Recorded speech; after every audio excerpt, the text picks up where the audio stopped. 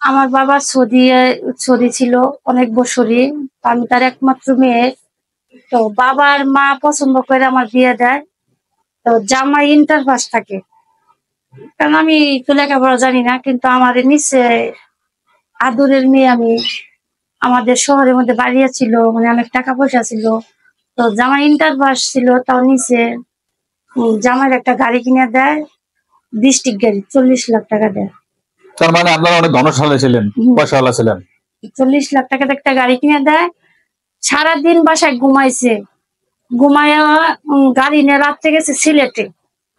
তো যখন তারপরের দিনকে সিলেট থেকে যখন আসে, তখন আমার ফোন দিছে, আমি পাথর পড়ছি, আমি আইতাছি অমুক জায়গায় পাথর মানে মাল নামাবো। আমি আচ্ছা ঠিক আছে, তাহলে পাথর নামাইয়া তাড়াতাড়ি বাসায় যাবো। তো মনে হয় আমি বইলে ছিলাম, ঘুমাই গেছি।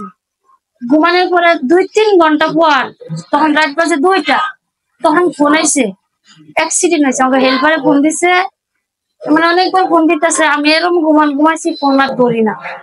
পরে আমার শ্বশুরের কাছে ফোন আইছে, বাড়িতে অ্যাক্সিডেন্ট করছে মানে সবাই। আমার অনেকবার ফোন দিছে, আমি তো মরার ঘুমাইছি। ওই যে আমার সুখ গেছে কপাল থেকে, মানে এমন ঘুমাইছি, ঘুমটাই আমার কাল হয়ে গেছে। ফোনটার আমি ধরা পারছি না, হয়তো বাসা থাকতেও ফোন দিচ্ছে না, মরে গেছে ফোন দিচ্ছে। তো আমার জামাইরও একবার ফোন আইসা, মরেও রিসিভ করছি না। তো রাত 2টা বাজে যখন, তখন মানে খবর এসে অ্যাক্সিডেন্ট করছে। আমার জামাই জায়গায় মানে মারা যায়। স্ক্রিনে দাদা নাম্বারটি আছে, এই নাম্বারটি আমার চ্যানেল কর্তৃপক্ষের নাম্বার। এই নাম্বার ইমেল এবং হোয়াটসঅ্যাপ আছে। বোনটির গল্প শুনে ভালো লাগলে তার স্ক্রিনশট দিয়ে একটা ছবি তুলে আমাকে পাঠিয়ে দিয়ে ভয়েস দিবেন, উপযুক্ত মনে করলে আমি যোগাযোগ করে নিব।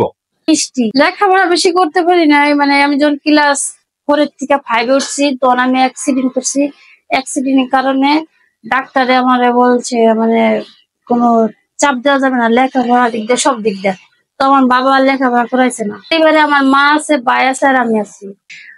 আমার বাবা প্রবাসী আছিল, প্রবাসীর থেকে মানে 7 মাস হয়েছে মারা গেছে। আমার স্বামীও মারা গেছে। কিভাবে বিয়ে হলো বলবো, শুনবেন তাহলে? শেষ হেল্পারটা ডুবাইছে তাকে, ওই ফোন দেয়। ও হাসপাতালে ছিল, মানুষজন ওর হাসপাতালে নিছে, কিন্তু ও কথা বলতে পারতো। তো ওর থেকে নাম্বার নিয়ে সবাই ফোন দিছে, ওখানে শেষ। তার 7 মাস পরে আমার বাবা মারা যায়, প্রবাসী মারা জানে। বাবার আনতে 9 লাখ টাকা লাগে।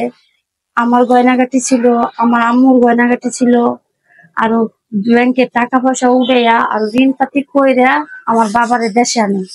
দেশে আইনা তো তারা দাফন কাফন হয়। কিন্তু আমাদের মানে এমন অবস্থা, এক বেলা ভাত খেলে আর এক বেলা না খেয়ে থাকা লাগে। মানে এক হাড়ি জলে তো জলে না, পাতিলা চাল দিতে পারি না। কেউ কাছে যে চাই, মানুষ হাসে। আমরা এমন অবস্থায় আছি, পারি না কেউ কাছে যে কাজ করতে খাবার, পারি না কেউ কাছে চাইয়া খাবার।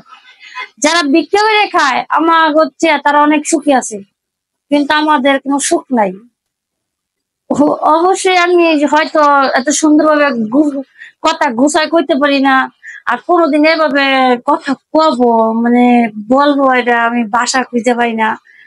মানে অনেক কষ্ট লাগতেছে, কিভাবে বলবো, বলার পরই তবে। আর আবিয়াতে একটা ছেলে আমাকে বিয়ে করবে না, কারণ আমার থেকে বিয়ে হয়েছে, স্বামী মারা গেছে। যেমন যাদের বউ মারা গেছে, কি বউ চলে গেছে, একটা বাচ্চা আছে, যেমন আর একটা বাচ্চা হবা যে মারা গেছে, ওইসব বাইরে আমার বিয়ে করবে। তাছাড়া অন্য কেউ কিন্তু আমাকে বিয়ে করতে চাবে। আমার তো মোবাইল নাই। আমার একটা আইফোন ছিল, কিছুদিন আগে আমার আম্মু অসুস্থ হয়ে পড়ে, আইফোনটা বেচছে আমার আম্মার আমি চিকিৎসা করি। ওখানে আমার কোনো মোবাইলও নাই।